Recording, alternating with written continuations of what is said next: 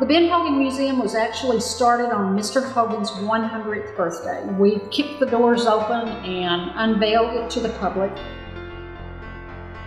We want to preserve the story of Mr. Hogan as a child, as a man, as a golfer, and then the amazing legacy that he left us. What you're going to find is the story of one of the most amazing sportsmen, one of the most amazing golfers in the world, a man that persevered through so much adversity and stayed single focused on what he was doing, and that was playing golf to the very best of his ability. We talk about 1953, one of the most amazing years in golf in anybody's career. We talk about the Ben Hogan Company, what he was trying to accomplish, his focus on quality. He always believed that if it had your name on it, it better be the best it could be. And that's the legacy that he left with the Ben Hogan Company. We have some of his very early clubs from the Ben Hogan Company where he was trying to get a putter that worked for him. You know, once he finally was able to win his battle with the terrible hook that he had, he still had putting problems. And so he was always looking for a club that worked better.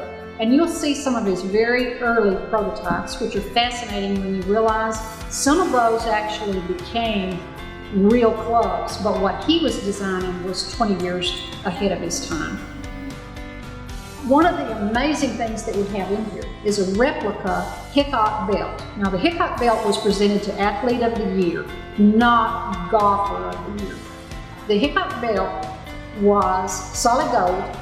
It had a 6-carat diamond, a ruby and a sapphire, and 36 diamond chips around the outside. Mr. Hogan put it in the Hogan room at Colonial, and it was stolen. They got it back right away, and it was not damaged, but then it was stolen again, and it was destroyed.